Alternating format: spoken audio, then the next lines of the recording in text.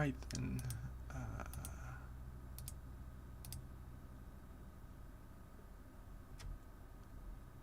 Actually, I should turn that off. Alright. Alright, it's not 18 and up now because it's just me writing a report. Although, you never know.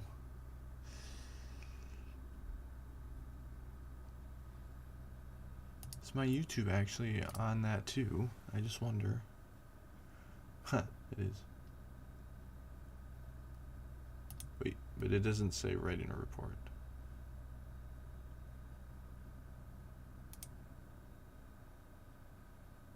Edit video?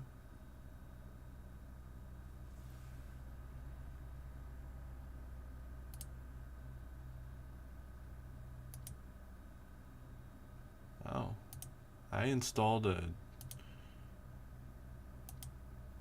extension for YouTube. Alright, this is the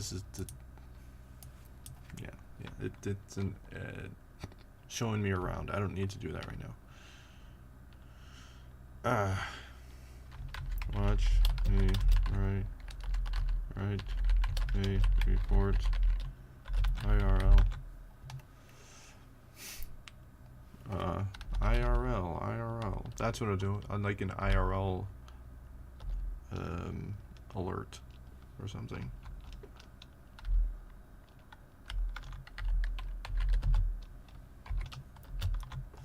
Save.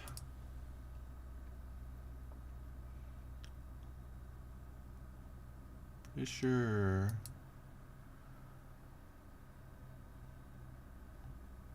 My YouTube shows up. Oh, I would have to do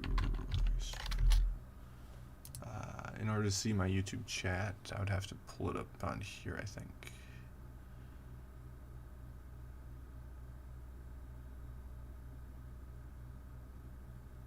Or something.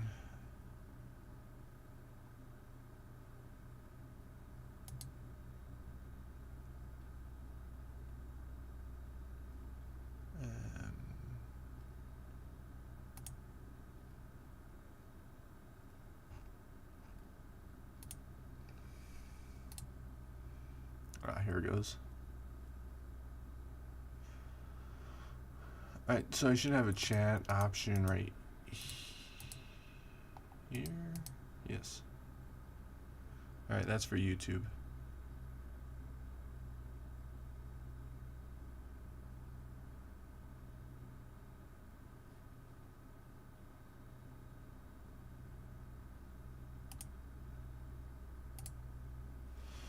Alright.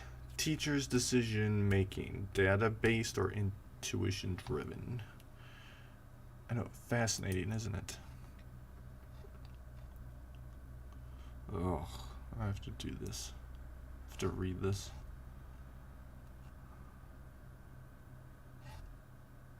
What? Let's just get to the good stuff here. Broadly speaking, database decision making is the process by which teachers collect and analyze data to guide and support educational decisions.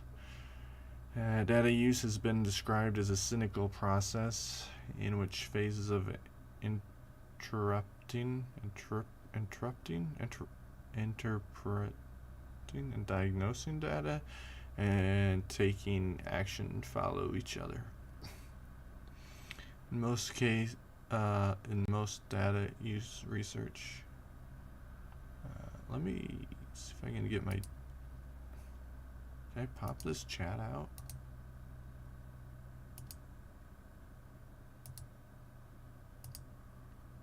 No.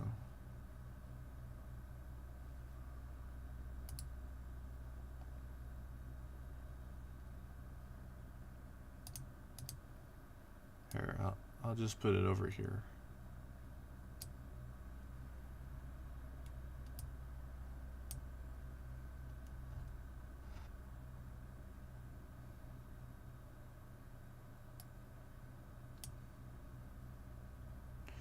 And then if you go to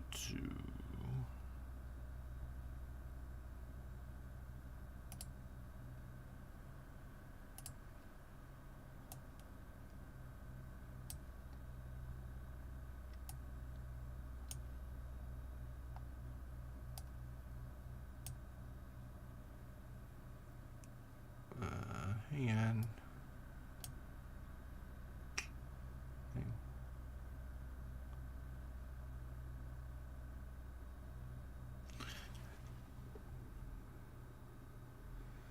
me see if I can.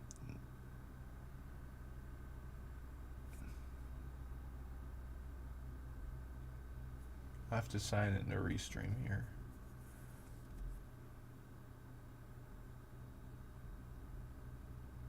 On my other monitor.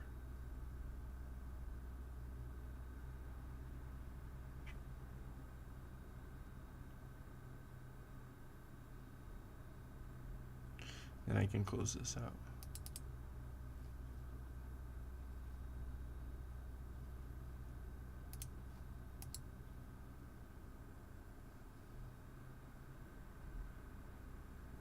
And have my kick chat here too.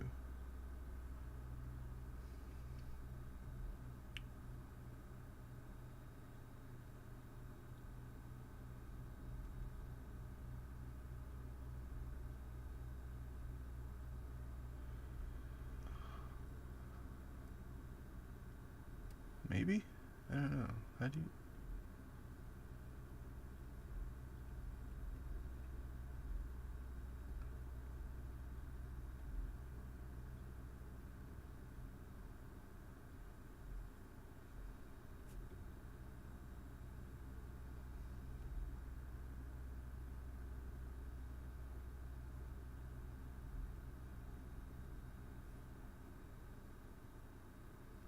Whatever.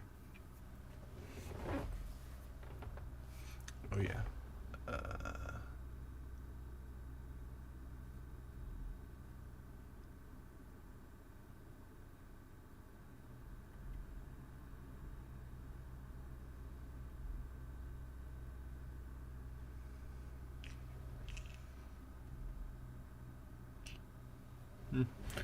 So that has been described as a cynical. Oh yeah, right. Okay.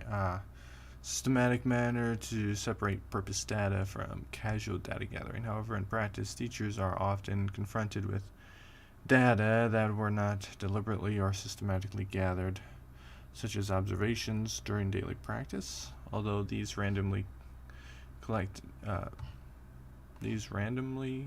data teachers are confronted with during daily practice may provide them with valuable information. These data are more subject to bias than data that were collected deliberately and systematically. Really? Okay. Without a clear purpose, a preset goal or approach, attention will be guided by teachers' personal knowledge and beliefs. Teachers, as all people, have the tendency to see things that confirm existing beliefs and to unconsciously avoid data that points to the contrary. Since the aim of this study is to provide a clear view of data and the decision-making process of teachers, we decided to search. Hold up. Okay. We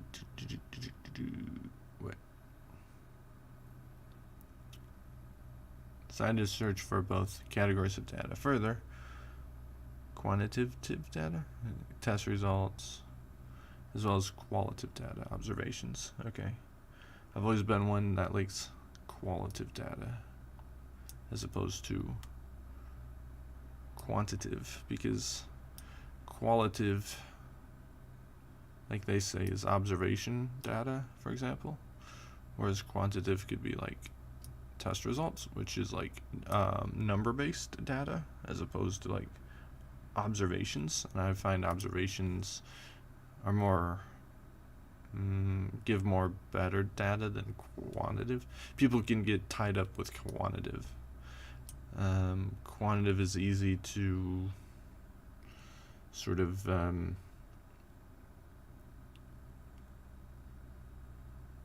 it's easy to go by quantitative data because they're like, oh well, the numbers don't lie. But in actuality, sometimes numbers aren't as good as like observations. I don't know. We delimited the concept data by only focusing on data that is directly related to the hold up. Did I, for my YouTube stream, I might want to change that to like in real life, because if you can edit video, if I can at least, I don't know if I can. Whereas somewhere it said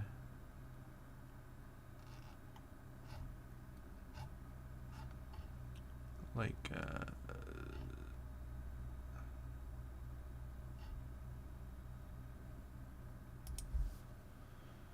actually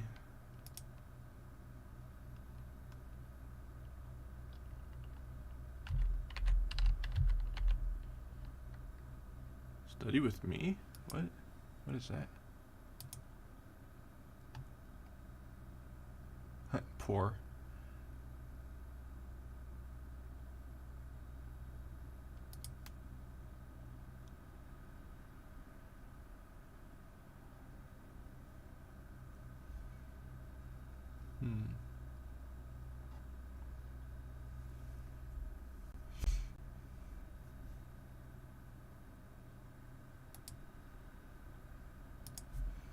Let's like study with me.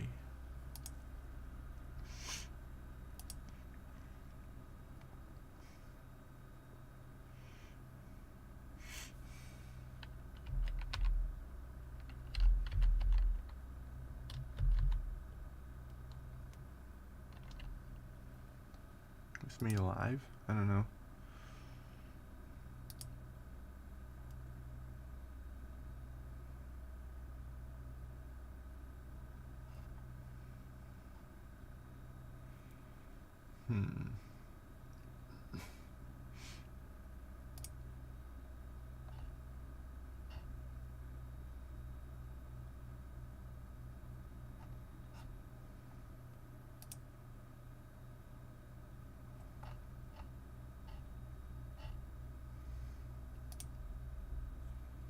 Is there a way to say? Maybe not.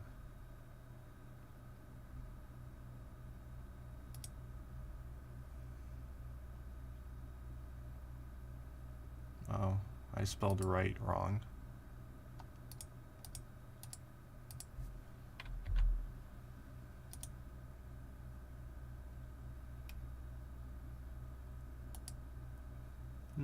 Let's see.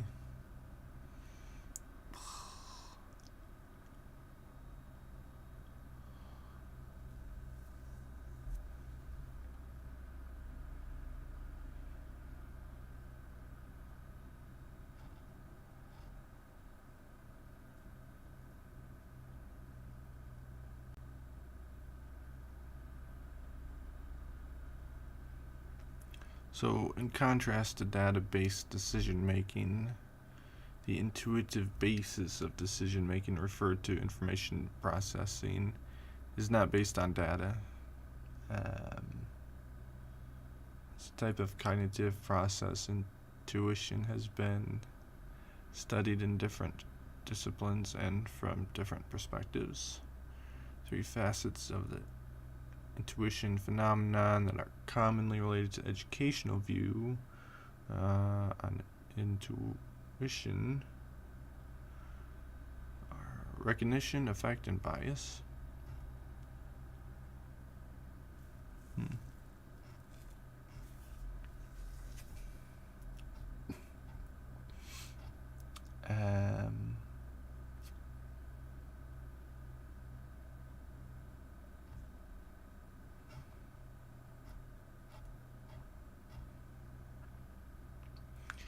Interviews were transcribed ad verbatim and analyzed using the qualitative software package in Vivo 10. What is that?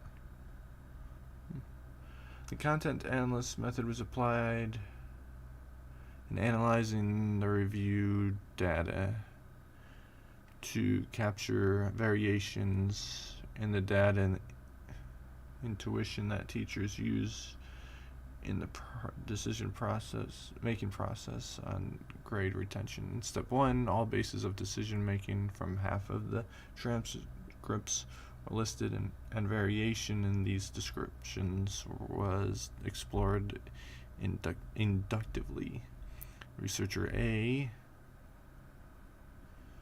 provided interview fragments with an open code staying as close as possible to the original text. In step 2, these open codes were discussed with researcher B to see whether the codes were valid in terms of the text fragments behind them. This resulted in the need to concertize and refine codes. In step 3, researchers A and B came to an agreement on the conceptualization of the codes. Deductive approach was used in step 4 of the coding process. 2 randomly selected interviews were analyzed by both researchers. The iterative reliability found to be 0.95. Disagreements between the coding of both researchers were discussed to assure validity. In the last step, all interviews were analyzed by researcher A based on the final coding scheme theory, as well as from the input of participants was searched for similarities and differences in their interviews to deduce cross-case interview results. So results. How did teachers use data and intuition in the decision process for grade retention? First, we asked the teachers in the interviews how they were able to identify a specific problem. Thank you. Thank you for that. Let's see. Able to identify a specific problem that led to grade retention. The interviews show that most teachers recognized the problem in an early stage of the academic year, even before test results came in. The teachers in the interviews feel that their experience as a teacher enables them to see things that deviate from the expected standard. Alright, so examples of these cues mentioned by the teachers in the interviews are a puzzled look on a child's face, alright, when a question is asked, the determination that a child is easily distracted, right? That a child cries easily, or when a teacher notices a certain kind of a mistake in an exercise. These intuitive cues are said to provide teachers with an idea of how this pupil will evolve during the rest of the school year, because it reminded the teacher in the interviews of similar cases in the past, right? Further, according to the teachers in the interviews, they get to know pupils' competencies quite fast because they work with them every day. This personal alliance is said to enable teachers to gain insight in pupils' strengths and weaknesses even before test results come in. In most of the cases we studied in the interviews, the recognition of a possible problem based on intuitive cues will trigger immediate action without steps being undertaken for further diagnosis of the problem. The teachers in the interviews will, for example, give pupils extra time or assistance with exercises because the teacher tries to resolve the problem he or she has defined. Other examples from the interviews are extra resources so that are provided, e.g. charts to support counting, right? Or pupils that are placed in front of the classroom to prevent distraction. We illustrate our findings by means of the story of Henry, Teacher 7. Is an example of how teachers in interviews described how they recognized the problem that led to grade retention. So all of these so far when you're talking about qualitative or quantitative data, quantitative, whatever. I think quantitative. Actually, no, qualitative. Anyways, all of these are examples of like observations, which is, I think, qualitative or quantitative, whatever. So it seems like they make decisions based off observations, not so much off of data so much, right? So let's see. In 99% of the cases, it's my intuition that tells me something is wrong. There's always things that come back and you start to recognize them. The look on his face, an attitude, or a reaction can recall a pupil you had in the past. Then you think he went along this road. How shall I put it? It's an intuition, a gut feeling. If they experience difficulties with certain issues, then you can already tell this will be a problem. I know it sounds strange, but during the first 2 weeks, I have a pretty clear picture of who is going to make it and who is not. So let's see. For example, here we go. Quantitative data, numeric, cognitive, social, and emotional input process. Clear measure that allows statistical calculations, for example, test results, attendance figures.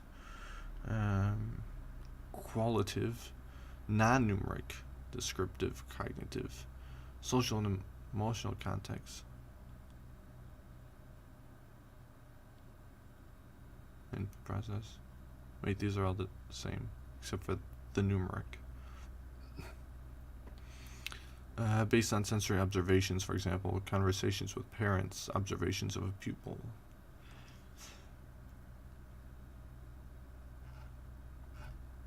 Secondly, we asked teachers which data they sought to elaborate the problem they had defined. In the interviews, there were little examples of the deliberate and systematic search for data. Okay. We extensively studied the interview data to find examples of teachers who deliberately collected and analyzed data to come to a deeper understanding of the problem. Studied interview data to find examples of teachers who deliberately collected and analyzed data to come to. Okay. We also sought for examples of teachers who deliberately collected data to challenge the problem they defined based on intuitive cues. First, we found a few examples of teachers who deliberately and systematically collected data to gain more insights in the problem they had recognized. In almost all of these cases, teachers used qualitative data, such as conversations with colleagues, in most cases the care coordinator, and parents, or observations in the classroom to come to a deeper understanding, right? So that's qualitative data, not quantitative, right? Qualitative, yes. So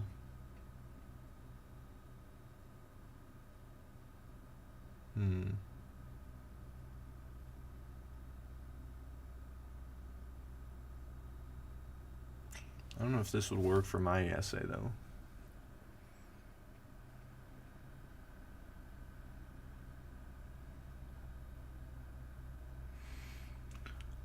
In some cases, teachers looked at the kinds of mistakes pupils made at tests or tried to see an understanding of the problem. In some cases, teachers looked at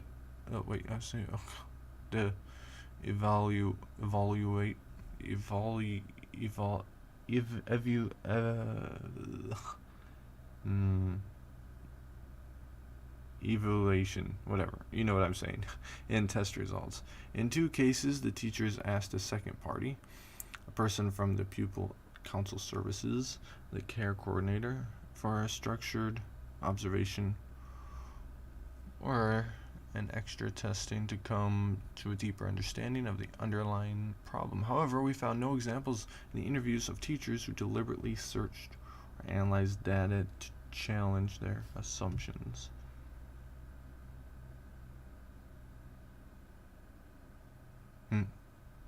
I see. The interviews strongly show that teachers rely on the recognition of intuitive cues to define and understand the problem that might have an impact on the transition to secondary education. Based on their evidence, most teachers feel they have a pretty clear picture of pupils' strengths and weaknesses and of how things will evolve during the year. In the search for data, almost all teachers relied on data that were randomly collected during daily practice. The most important data source in this matter mentioned by teachers in the interviews and observations during daily practice. After the teachers in the interviews recognized the problem of a specific pupil, they all described how insight in the problem and its consequences for the pupil's educational trajectory emerged through observations during daily practice. These observations were predominantly related to pupils' work ethic and social and emotional process. Secondly, also, results from non-standardized tests are used by teachers to gain more insight in the problem they have recognized. A small minority of the teachers in the interviews used the results of standardized tests to define or to explore the transition problem. The main reason why teachers do not take into account the result of a standardized test appeared to be the teachers in the interviews raised serious doubts about the validity and reliability of standardized tests.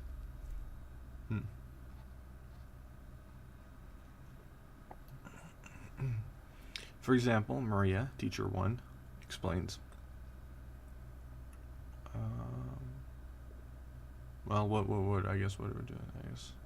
In this study, we wanted to gain insight in the mutual influence between data and intuition. The interviews learned us that intuition, 1, strongly determines which data is being paid attention to, and 2, is used to make sense of data, and 3, determines which information deriving from data is taken into account in the decision for grade retention. First, the interviews showed that teachers are confronted with a lot of data, such as pupils' files, observations in the classroom, test results, or exercises, but teachers do not pay attention to all these data. According to the teachers in the interviews, their intuitive expertise allows them to define a problem in an early stage, even before test results come in. Based on this problem definition, they focus their attention on data they feel they need to gain more insight in people's strengths and weaknesses. So in the second phase of the decision process, the search for data is predominantly led by teachers' intuition.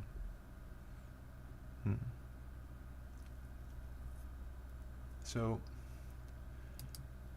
there is a part of my reports that I'm going to type that specifically talks about the problem with using data-based as opposed to intuition. I think I will delete this. This was a Google template for reports, so it's just like gibberish. One paragraph, not indented. Lorem ipsum dolor sit me demet consolet cadal. I don't know. It's like Latin or just made up words. I don't even know. So I would say that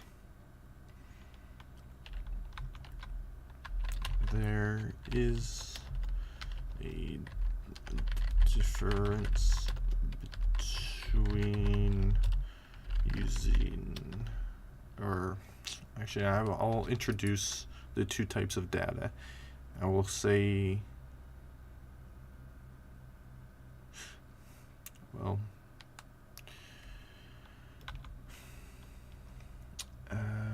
I actually have, if I open up I have an app for my Kindle. In the app for my Kindle, I have the textbook already. I'm going to pull my textbook up and I have to find a there's a specific part in the textbook that talks about intuitive and the two types of data. So let's see if this will load. So I can bring that into my report, I guess, is because one of the problems I think with this certain organization is that they don't use a lot of qualitative. That's it. Qualitative. They don't use a lot of wait. No search found. What? What do you mean? Wait a second.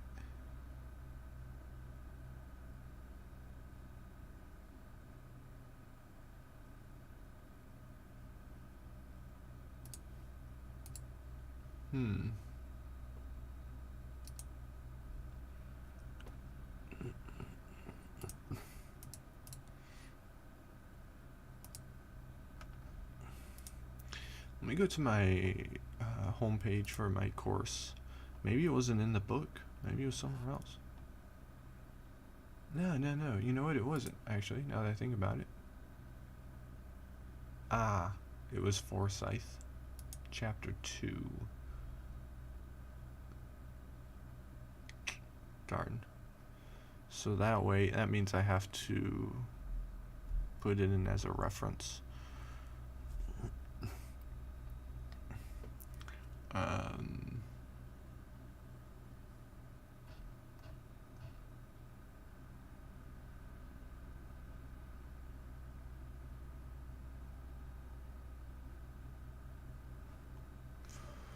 Okay, that's fine. So he talks about, or this person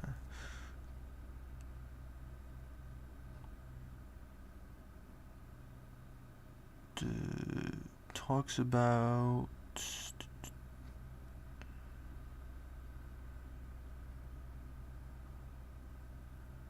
quantitative study because its results can be described numerically. Okay, so this one is qualitative study.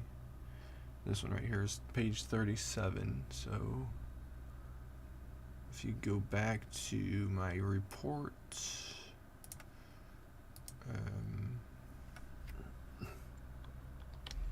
for now I'm gonna write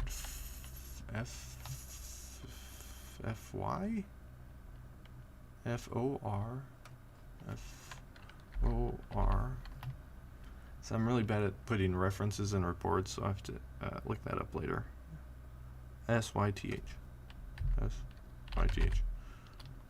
37. I think it was page 37. Was it page 37? Yes.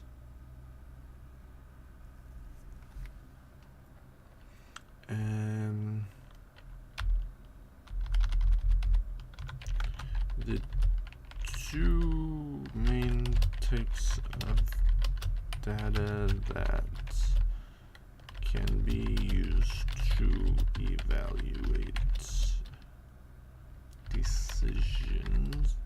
decision making, maybe influence decision, evaluate and influence decision making.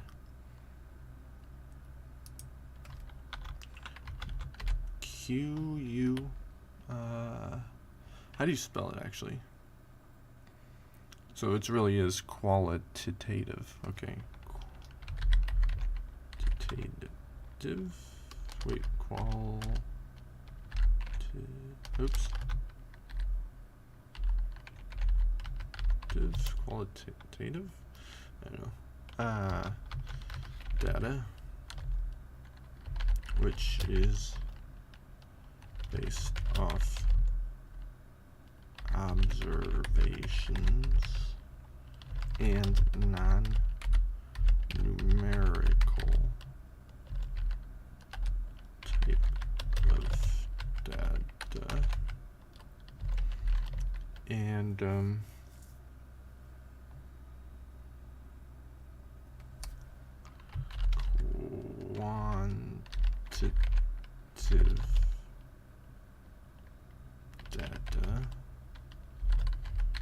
which is numerical based.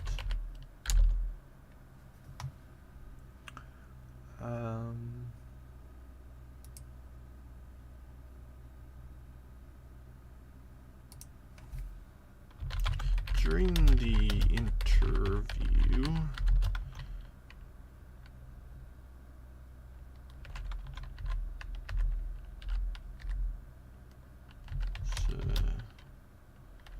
mentioned that he does not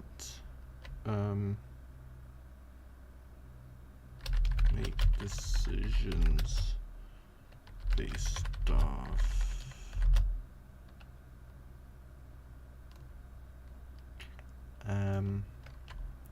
well, I'd have to listen to my interview again.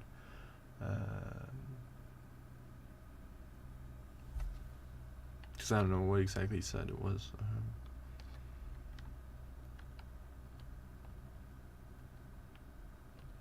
Good feelings, I guess. But rather decisions that are known to work, which would fall under, well, I think it would fall under quantitative based data.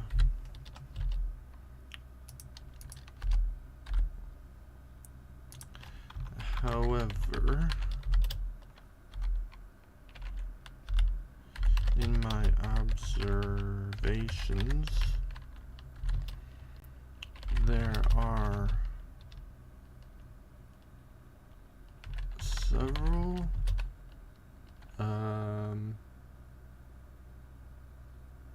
what do you call those things? Suggestions. Several suggestions made by employee through their suggestion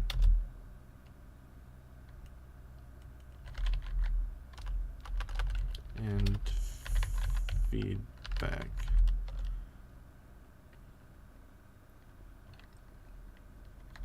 program for employees.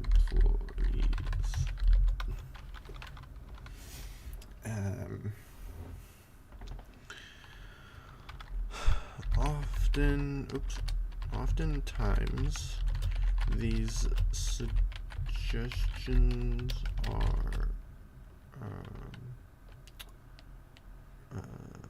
responded by a common phrase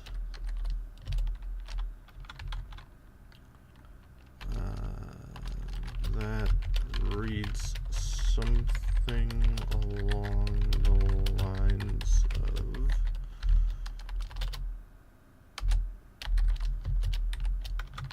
"We'll take a look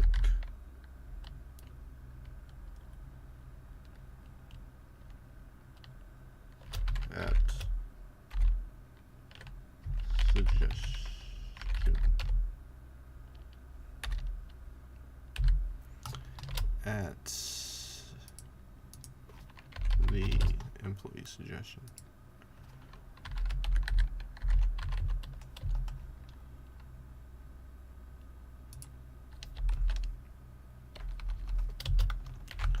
There is a difference between using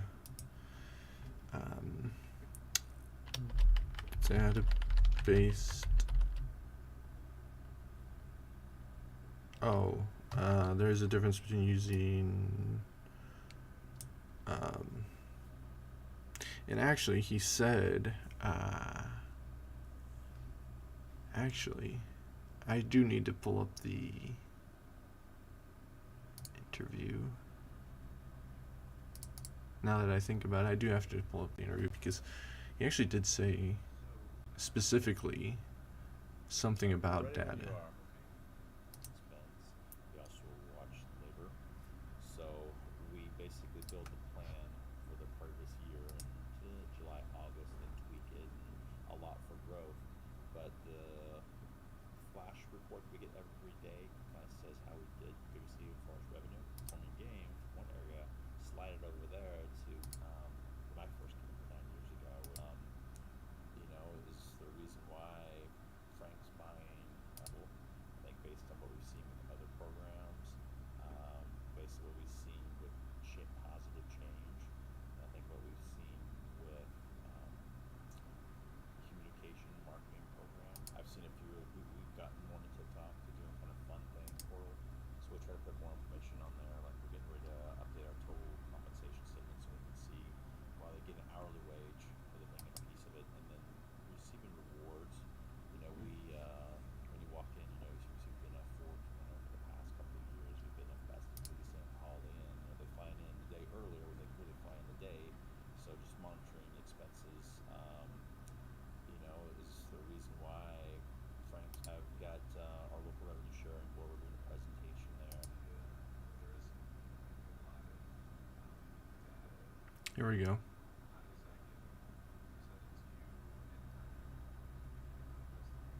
Actually,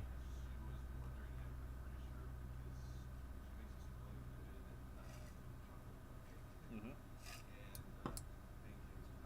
Potentially to a little bit, but food and beverage is pretty big, especially I think in the casino industry, because people want to know where they get a quality product, where they get a good portion size, and that it's consistent. And so here at Firekeepers, I think we really focused on our food and beverage.